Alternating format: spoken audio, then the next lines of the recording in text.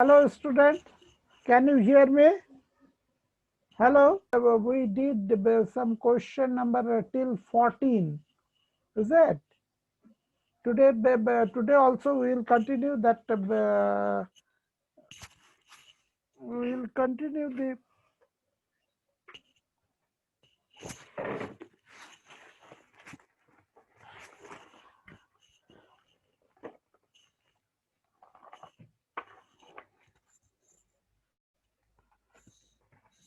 From respiration only, we will continue some more questions.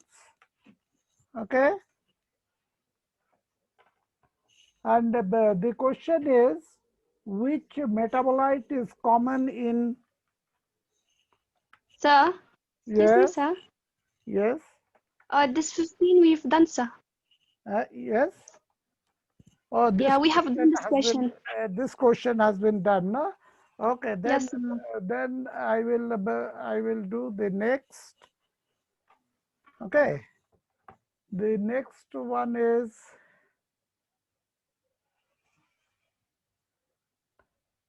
this one.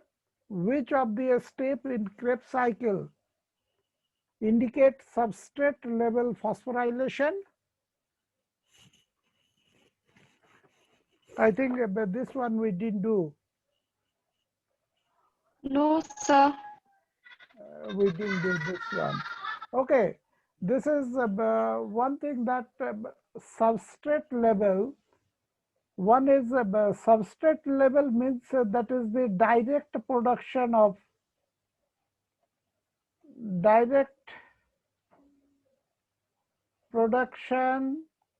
of ATP. Okay, this is called substrate level production.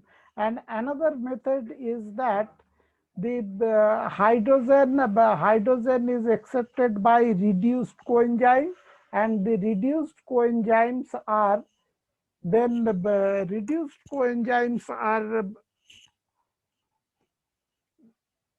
are oxidized in the electron transport chain, and then ATP is produced. Okay, but here we have to see that directly ATP production is there. So here options are conversion of succinic acid to alpha ketoglutarate acid, conversion of succinic acid to malic acid, and conversion of succinyl coenzyme A to succinic acid. During this process, during the conversion of succinyl coenzyme A to succinic acid, there is a production of GTP, actually, guanosine triphosphate, not adenosine triphosphate. So initially GTP is produced, and then from the GTP ATP is produced. I will show you that the Krebs cycle, and then you can understand that why where it is being synthesized.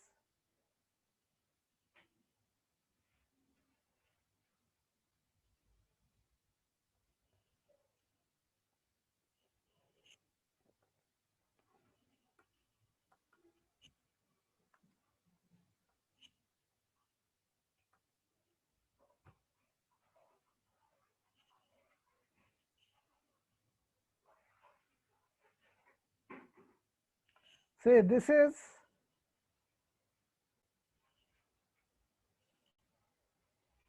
the diagrammatic representation of the Krebs cycle, okay?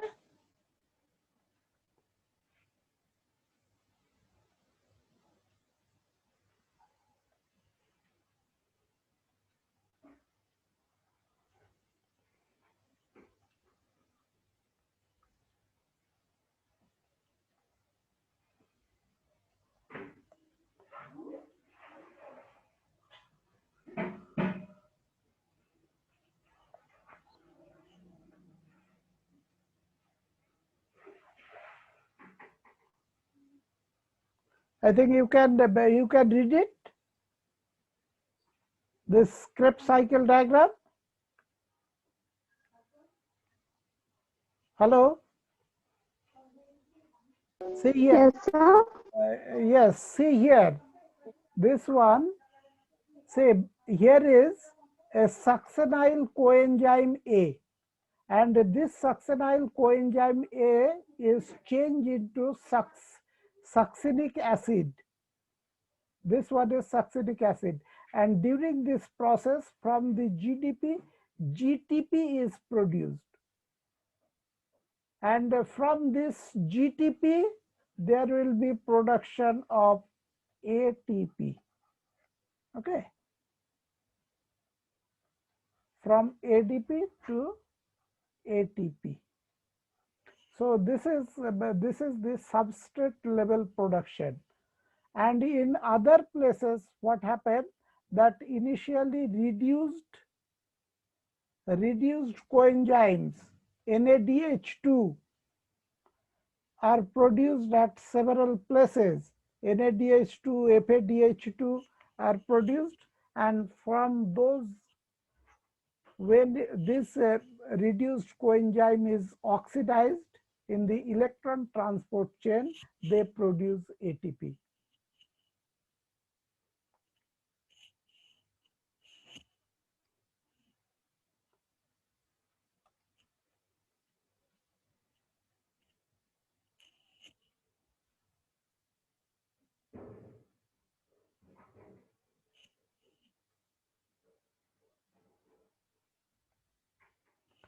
So our answer is that C, and the conversion of succinyl coenzyme A, conversion of succinyl coenzyme A to succinic acid. This is the substrate level production of ATP. This is substrate level phosphorylation. All right. And the last one, that is the oxidative phosphorylation. So two things are there.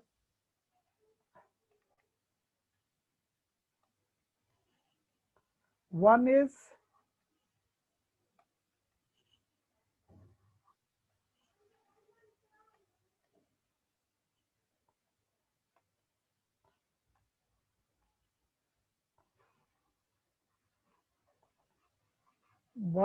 substrate level ATP synthesis,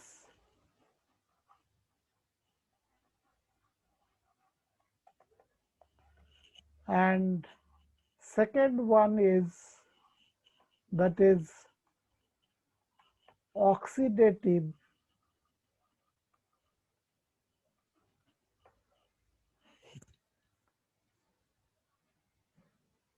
phosphorylation.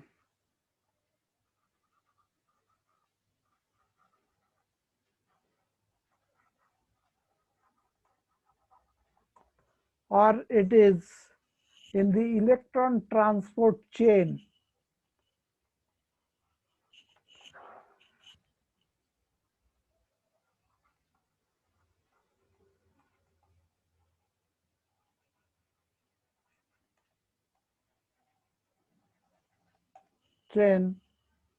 That ATP is synthesized.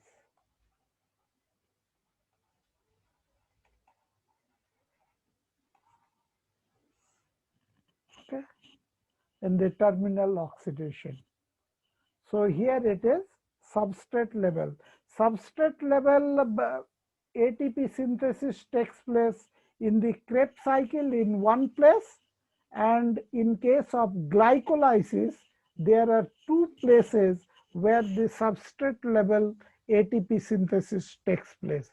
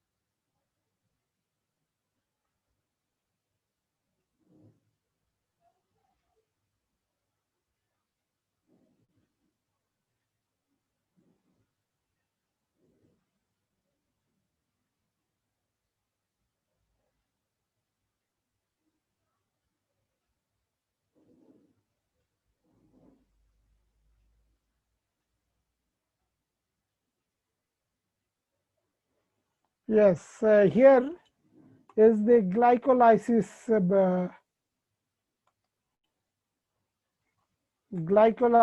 chart. All right.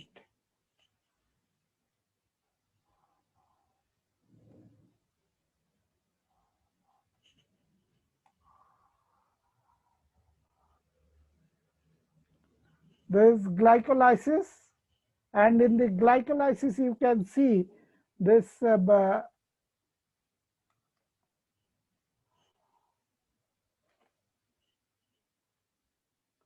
here is one ATP production.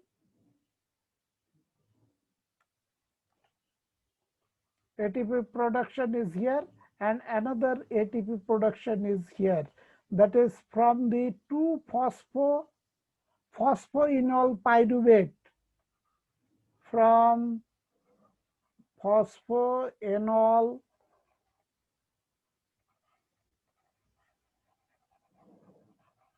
pyruvate to pyruvate. During this, ATP is synthesized, and another ATP is synthesized during this biphosphoglyceric acid or bis phosphoglyceric acid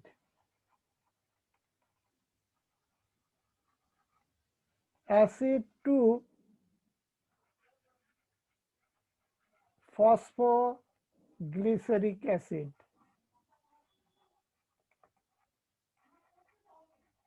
Okay, so here is one production of ATP.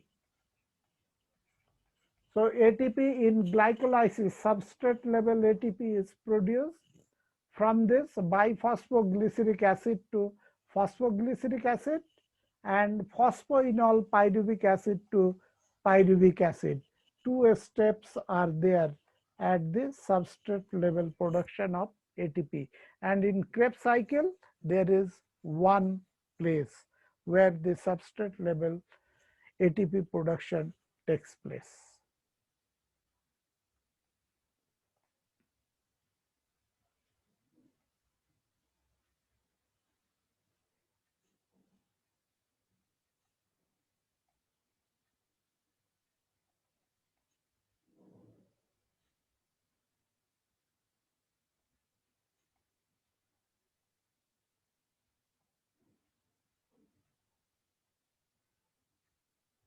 Okay, next question is question number 17.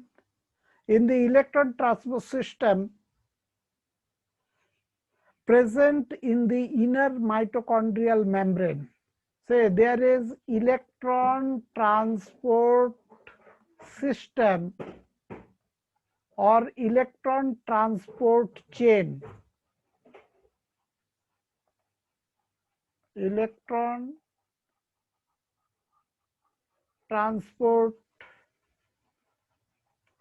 chain. Okay, this electron transport chain is present. Where it is present, these are also questions. It is present in the inner mitochondrial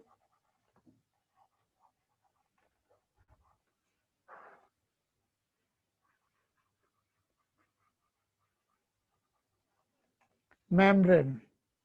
Okay. So this electron transport chain, the ETS, all right?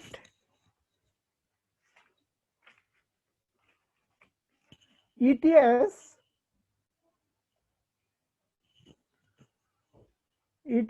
is made of several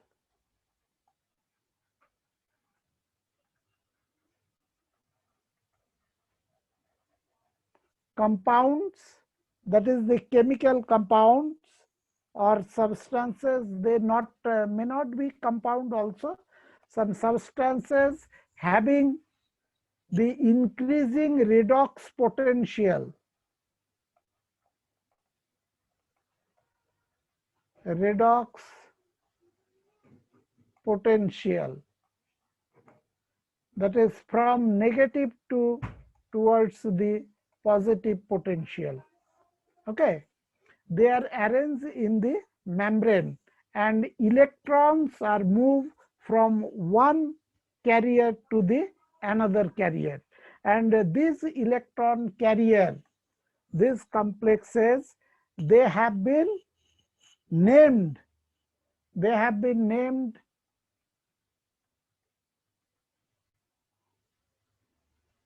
as a complex. All right, they have been named as complex. So there is complex 1, then complex 2, complex 3, complex 4, and complex 5. Complex 1 is, I will show you before that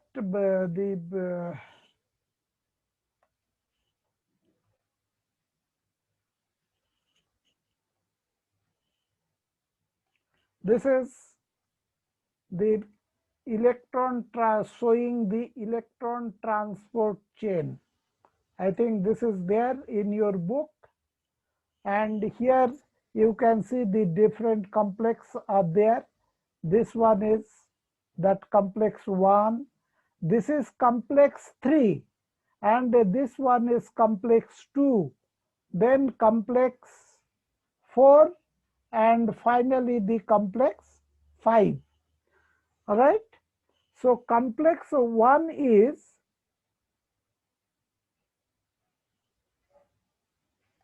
you can see from this one also, this one is more clear. Okay, here is first one, that is the complex 1 is made of, you have to remember this name also, complex 1 is NADH dehydrogenase.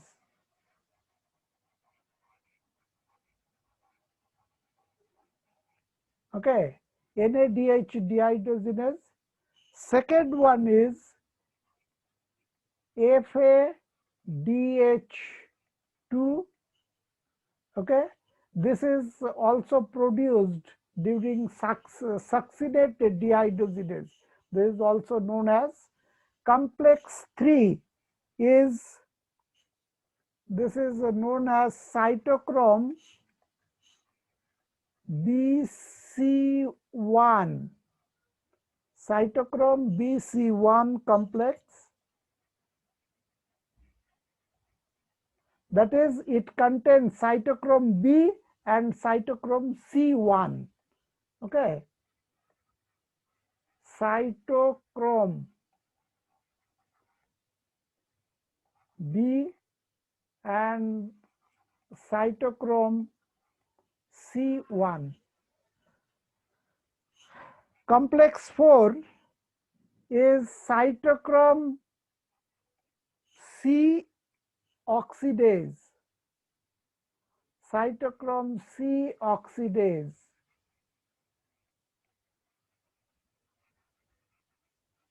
Complex. And complex 5 is the ATP synthetase. Complex 5 is ATP synthetase, that which help in the synthesis of ATP directly. So our question here, that is,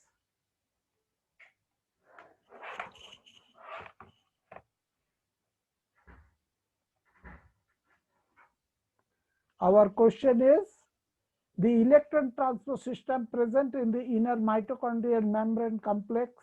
Complexes 1 and 4 are respectively. Which one is complex 1 and which one is complex?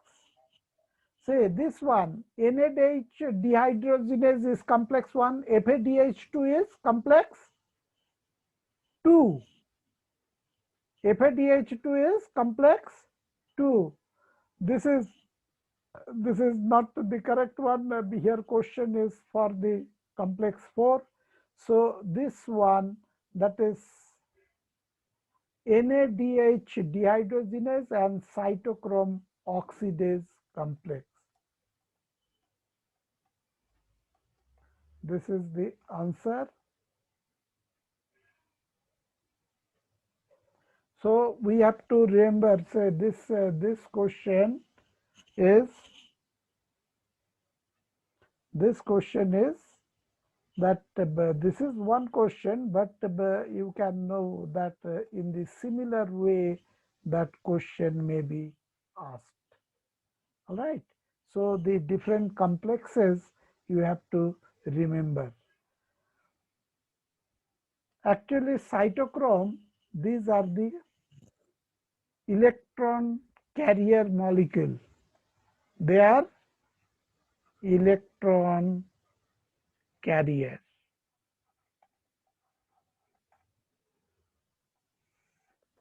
Okay. Main is next one. Say there is another question related to the electron transport chain. A small protein attached to outer mitochondrial membrane, which act as mobile carrier for transfer of electron between complex 3 and 4.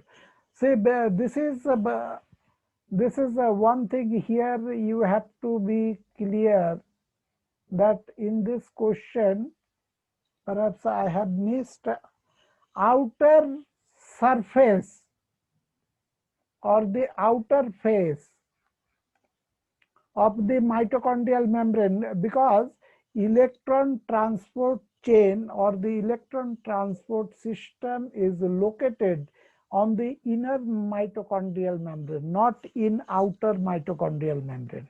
Okay, so this is the outer face. See here, you have an idea. This one, that shaded portion, this is showing the inner mitochondrial membrane, and this side is inner face,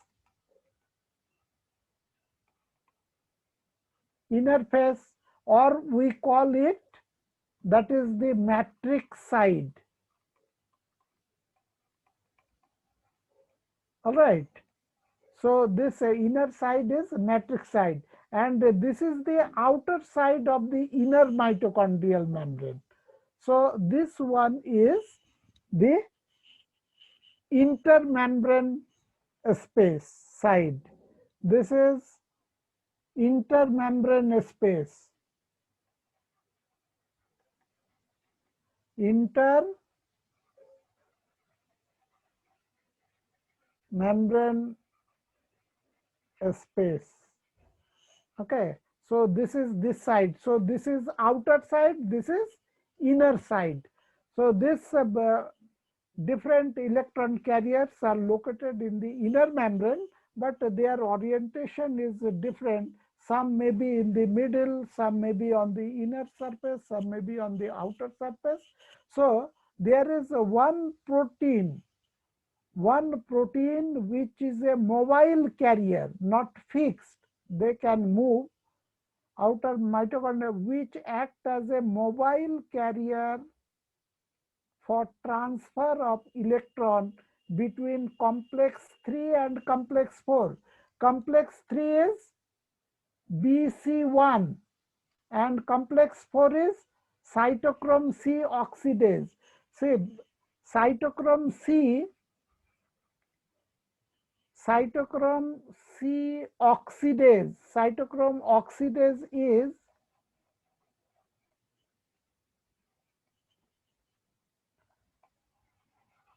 cytochrome A and the cytochrome A3. All right. Actually, there are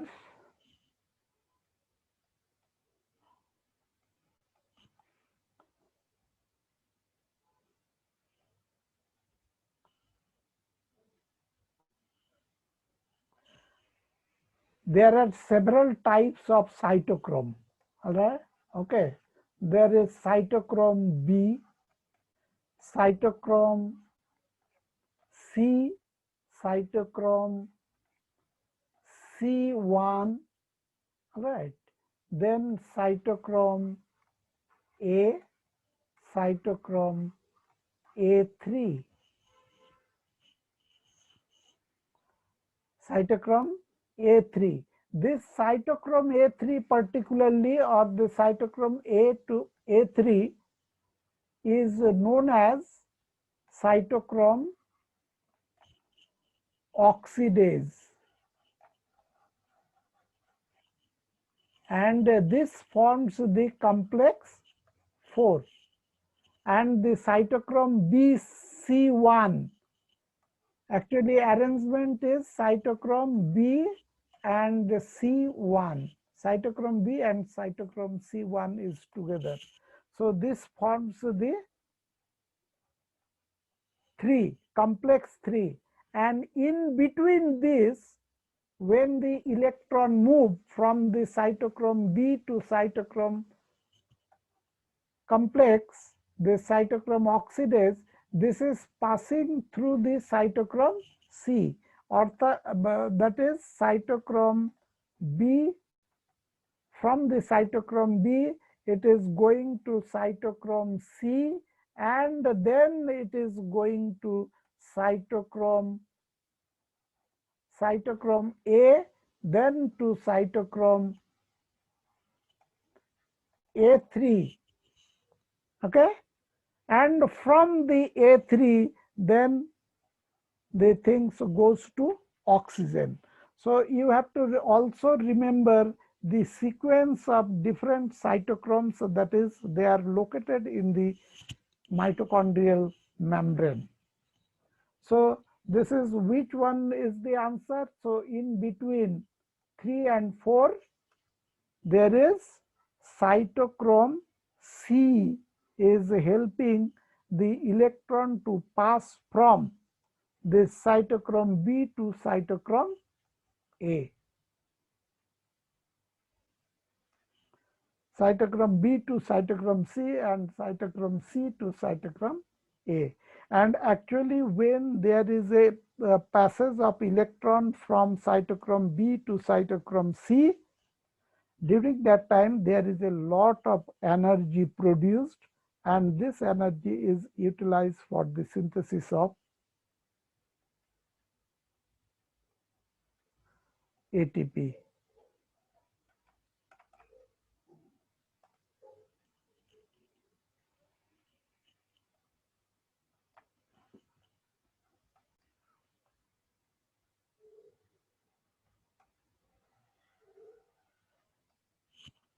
Okay, so our answer is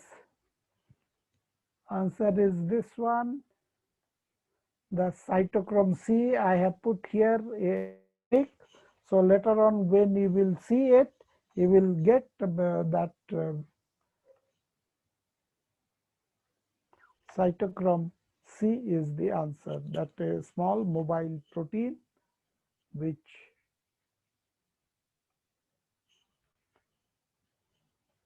next question.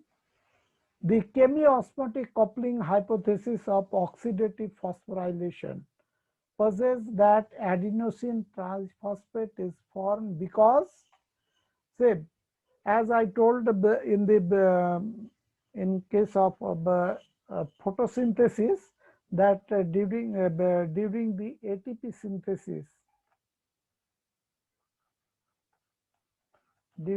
ATP synthesis, the process or the principle that has explained the synthesis of ATP, that principle or the theory is known as chemiosmotic principle.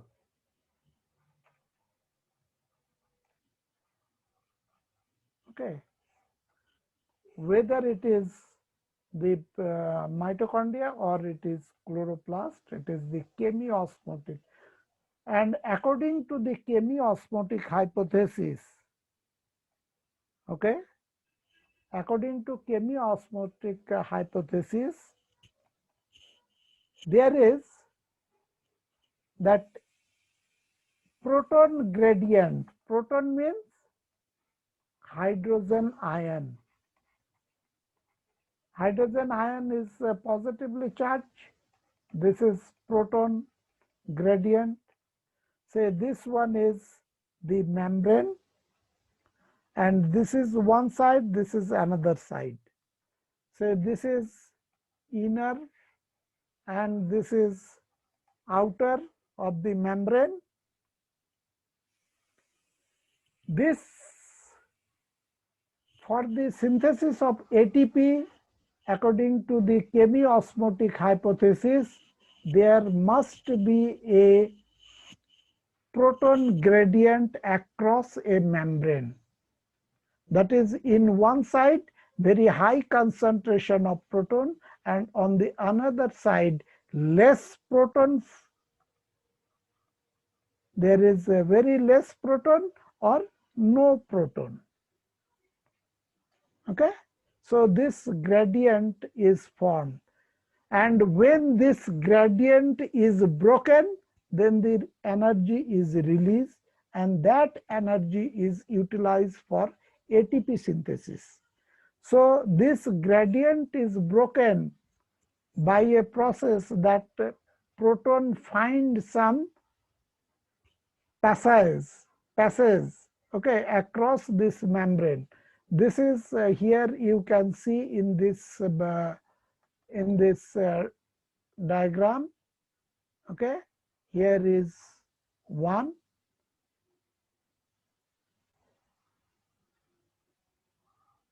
Say this is the diagram for the diagrammatic presentation of ATP synthesis in mitochondria. This is the blue portion is that membrane. This side is, here is outer. Here is this is outer side, and this is inner side. This one is F0. This structure is known as F0 F1 particle. What it is called? F0 F1 particle. Okay, this F0 F1 particle is located in this inner mitochondrial membrane in such a way that F0, the basal portion, is embedded in the membrane, and a globular portion that is protrude inside. That is, this is the mitochondrial matrix side, towards the matrix side. This basal F0 portion, they provide a path for this proton. Okay, and this proton move through this, that is, they diffuse, and when it diffuse, this gradient is broken and energy is released, and this energy is coupled with the synthesis of ATP from ADP and inorganic phosphate. PI is written here, so you read this one is a inorganic phosphate. With this portion, this ball-like portion, this is an enzyme, and this enzyme is known as ATPase.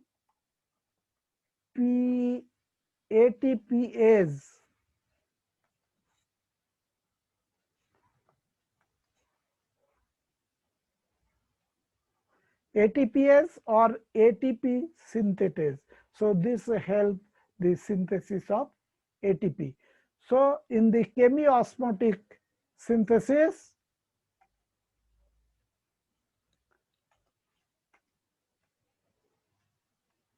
In the chemiosmotic synthesis, a proton gradient is a must.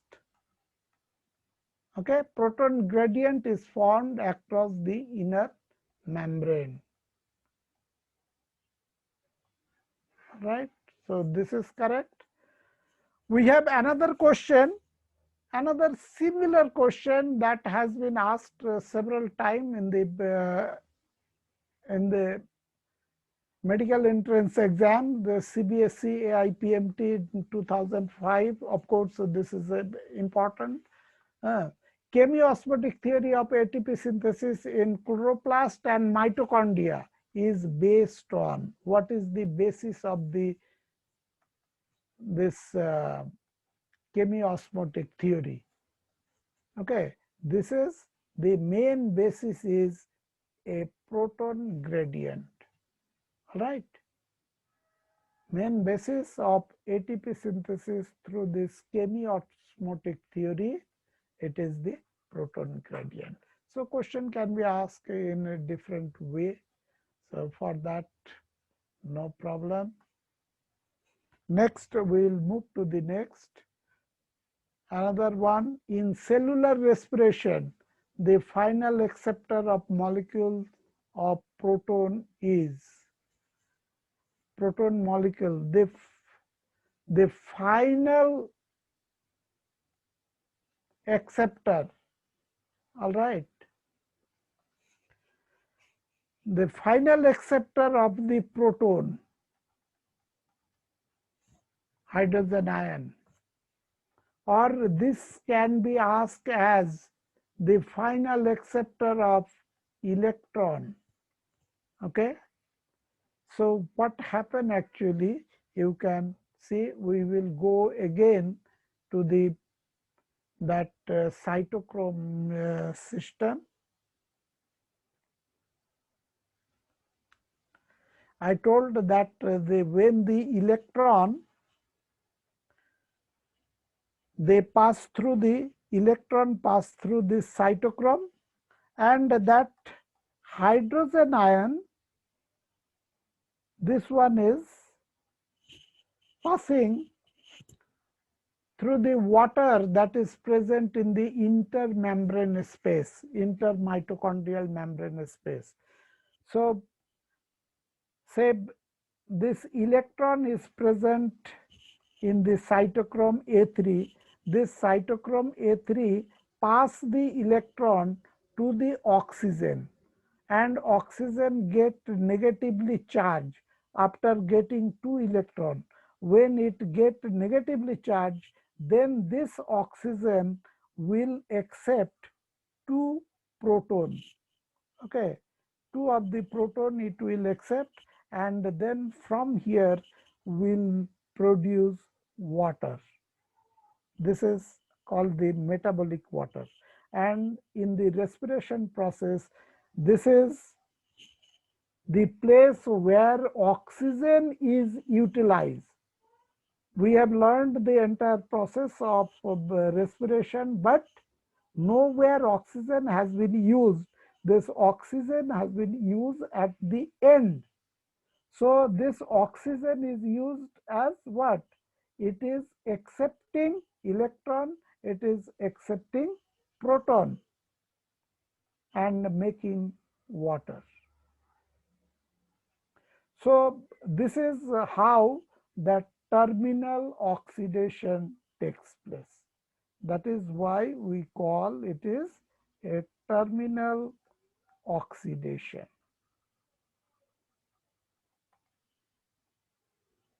Okay. So ultimate proton acceptor is oxygen, ultimate electron acceptor is oxygen. And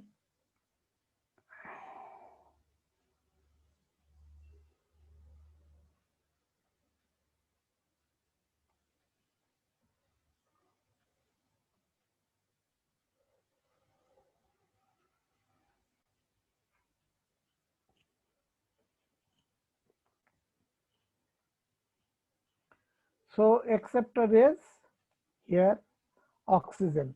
See, in this also there are these are the coenzyme NAD, FAD, NADP. These are coenzyme. In the process of glycolysis and the process of that Krebs cycle, oxidation process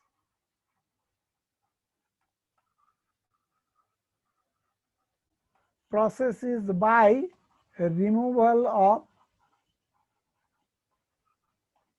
hydrogen. Okay, removal of hydrogen.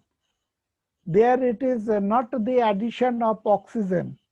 All the entire respiration process, the oxidation is removal of hydrogen, and these hydrogen are accepted by NAD and NADP as well as FAD. So when NAD accept the hydrogen, they form NADP, NADH2, NADH2, then FAD form FADH2, and NADP form NADPH2. These are reduced coenzymes, and these reduced coenzymes are oxidized in the terminal oxidation or respiration and produce ATP.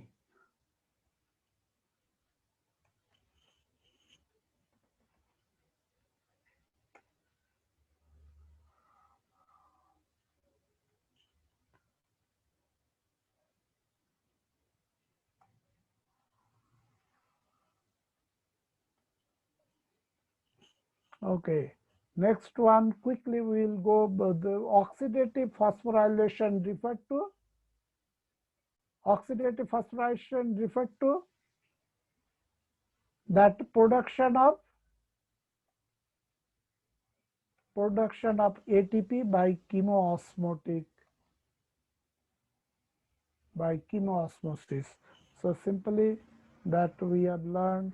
Then one is question: cytochrome oxidase contain Cu, Fe, both Cu and Fe and Mg. Here, as I told that this cytochromes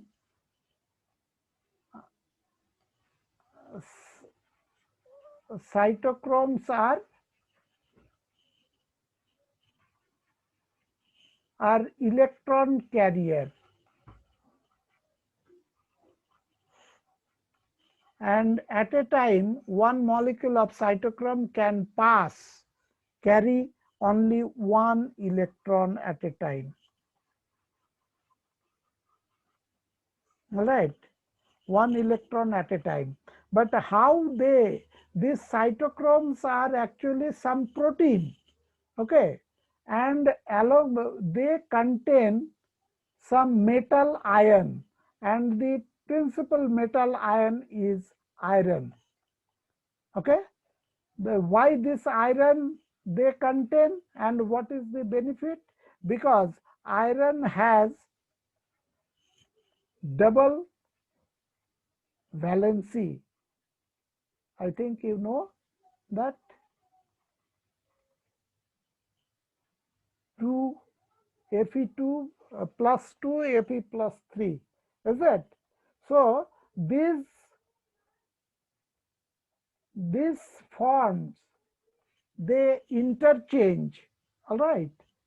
That is the plus 3 change into plus 2 or plus 2 change into plus 3, and during this process they accept electron and they pass electron to the next. See here, when this one has 3 positive charge, when this one get electron, it change into 2 plus. So one positive charge has been balanced. and after that, by releasing again one electron, it again become 3 plus. So this way it can carry electron. So they have double valency. All the cytochrome, cytochrome B, cytochrome C, cytochrome C1, okay. Then there is in the chloroplast there is cytochrome F is there, then cytochrome B6 is there, right? These two, of course, in case of chloroplast. These are in the mitochondria. Then cytochrome A, all these have Fe, okay, they have iron, but that cytochrome A3 has Fe and also to this copper. I think you remember that copper also has a double valency, okay, cupric and cuprous. It has a double valency. So this way also it can carry electron. So what happened that this cytochrome pass the electron from one to next one, and ultimately it come to the cytochrome A3.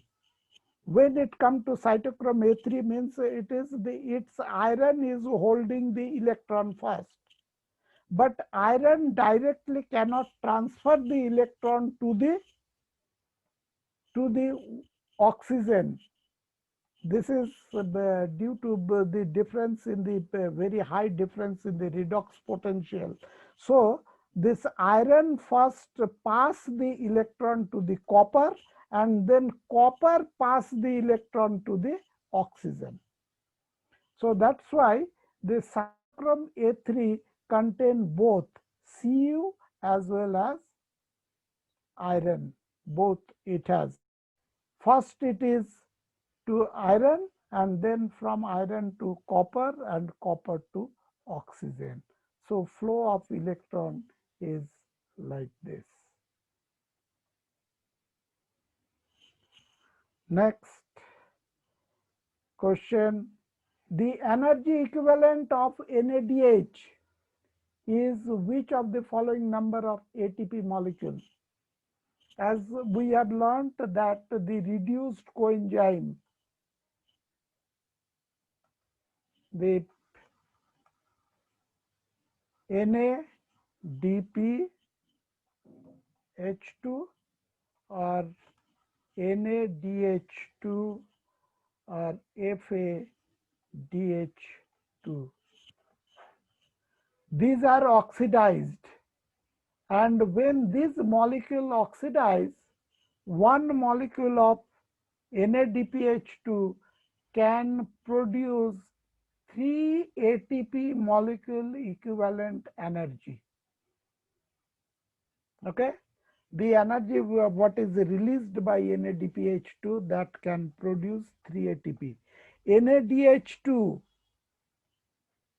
also can produce 3 ATP. Okay, but FADH2 can produce 2 ATP. So one molecule of FADH2 is equivalent to 2 ATP. One NADH2 or NADPH2, they are equivalent to 3 ATP molecule. So NADH is equal which of the following ATP molecule? So this is 3. See here, one thing that sometime in the book you will see that they are writing like this way, NADH, or in some places they write NADH2, or it is written as NADH plus H plus. Okay, but this is the correct form of writing, but it is a little bit complicated, means more not that easy to write.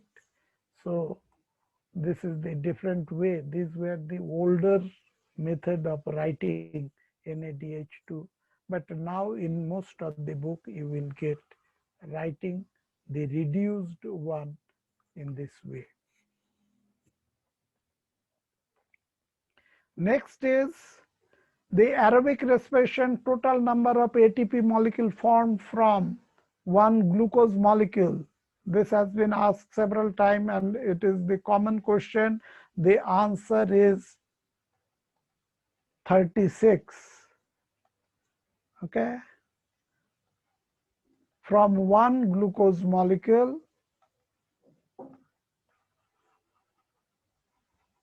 one glucose or fructose,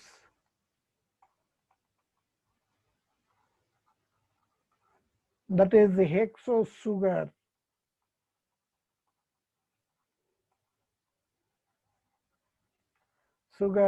It is 36 ATP molecules are produced.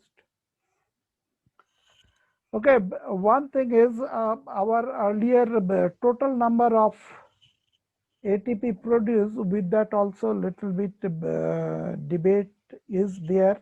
In the older book you will find that 38 ATP. Okay, in some animals and that bacteria, they are able to produce this 38. Okay, that is there is conditional things are there, but in case of plant particularly it is 36. Out of this 36, that is it is 6 plus 30. This 30 is in the Krebs cycle and 6 is from the glycolysis. In the glycolysis, NADH2, which is produced in the glycolysis, they cannot produce 3 ATP. Okay, they cannot produce 3 ATP, but they produce 2 ATP each. The details I cannot explain now. Okay, so you remember that the NADH2 coming from the glycolysis, they have the capacity to produce 2 ATP each, and that is why in the glycolysis total equivalent ATP produced is 6, and so total ATP from one glucose molecule combined it is 36. Next is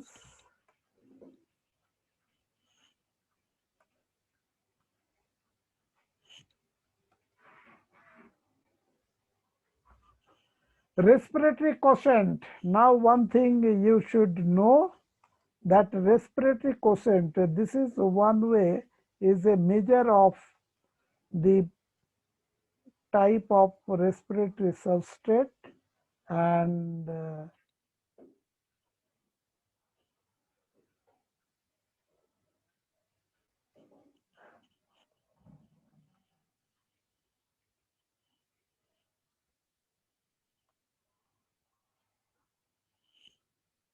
okay, this is the respiratory quotient.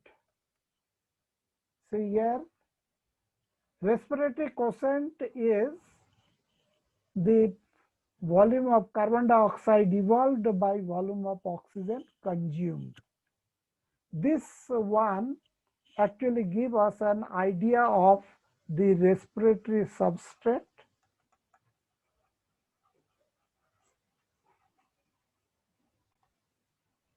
and also about the type of respiration.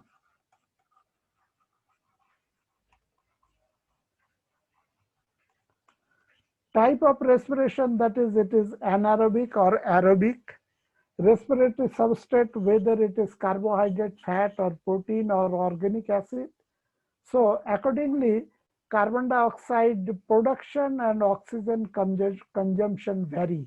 So this quotient is known as respiratory quotient.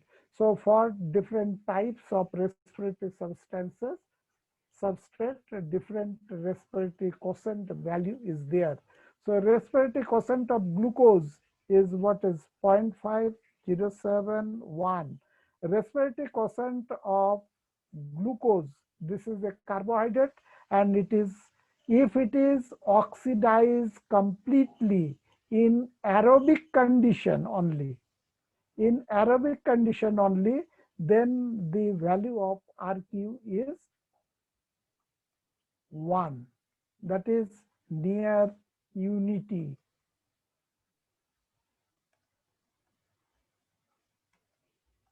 All right. Now we have another question. Another question is a similar one.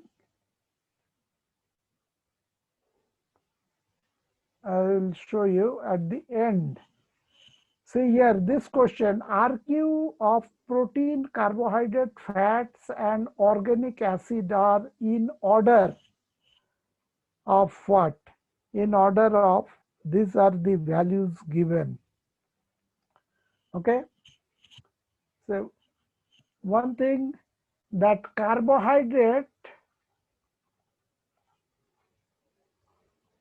has a respiratory quotient is 1, because in the carbohydrate oxidation, the amount of carbon dioxide released and amount of oxygen consumed is equal, and that's why it is 1. But in case of protein,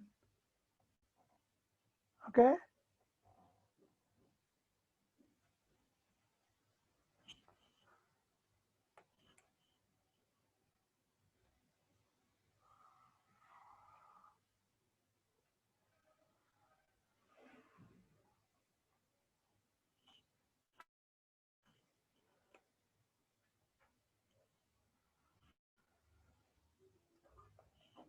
in case of protein,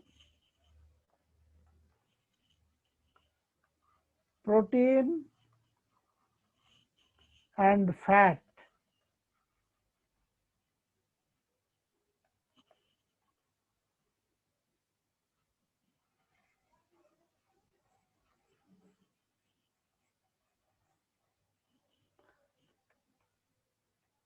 protein and fats, they have very less oxygen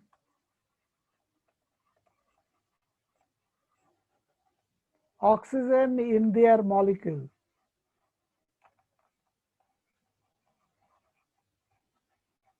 and due to that they require more oxygen from the environment, more oxygen from environment. Means for their oxidation they require more oxygen and release less carbon dioxide, and due to that the RQ value is below 1. Here is, that is RQ value. Fat has RQ value nearly 0.7, and protein has RQ value nearly 0.9, still at the below 1, that is less than 1. In both the case it is less than 1.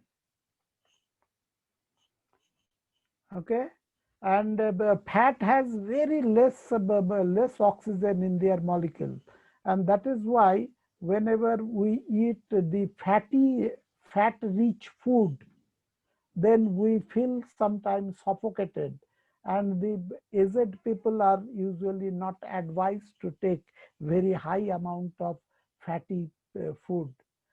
Otherwise, they will have this breathing problem and they will suffocate. So this one, organic acid. One is organic acid. Organic acid has very high oxygen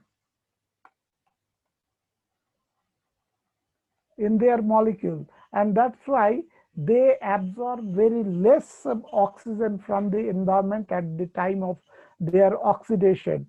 So they less oxygen, and oxygen is less and carbon dioxide production is more. So that's why the RQ value is more than 1. So our answer for this question, RQ of protein, carbohydrate, fats and organic acid are in order of: protein has less than 1, carbohydrate 1, fat less than 1, and organic acid greater than 1. So this is our answer.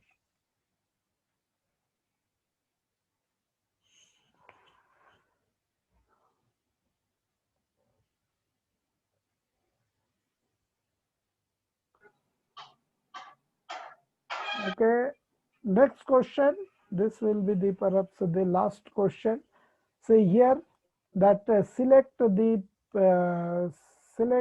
wrong statement regarding respiration.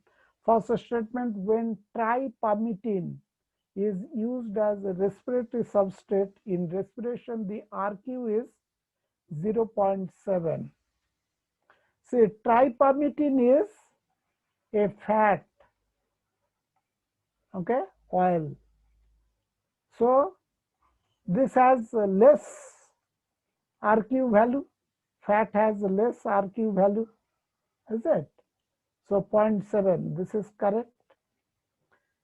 Intermediate compound which link glycolysis with Krebs cycle is malic acid. Say glycolysis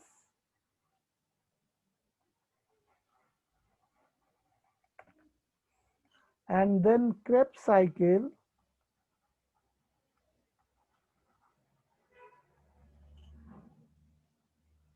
Glycolysis and Krebs cycle, in between, this is in glycolysis, what is produced?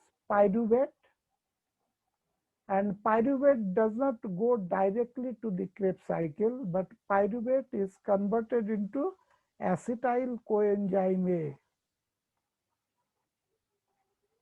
And then acetyl coenzyme A enter into the Krebs cycle. So here this one is wrong, that intermediate compound which link the glycolysis with Krebs cycle is malic acid. This one is wrong. And our question is select the wrong statement. So this statement is wrong. So we have to tick this one.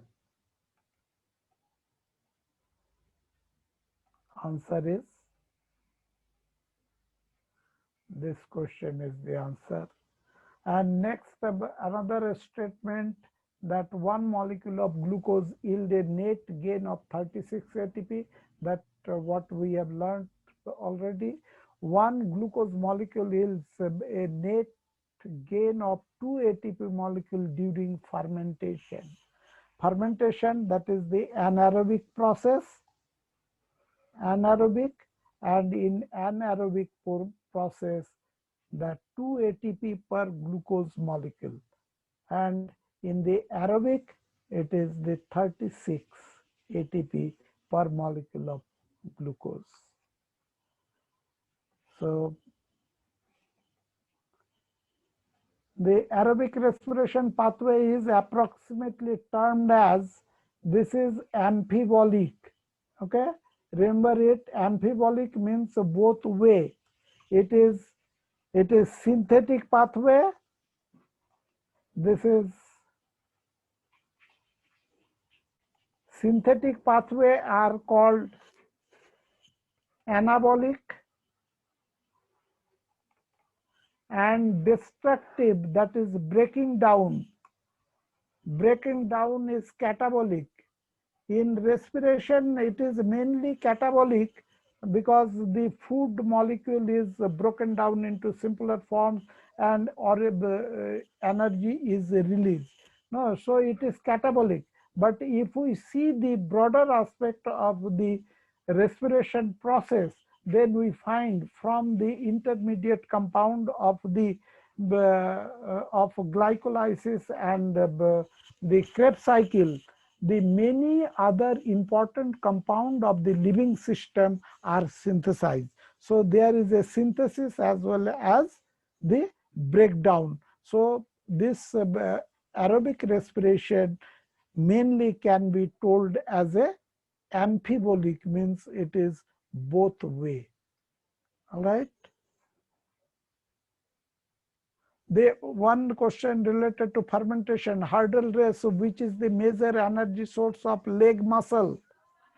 It is leg muscle, it is the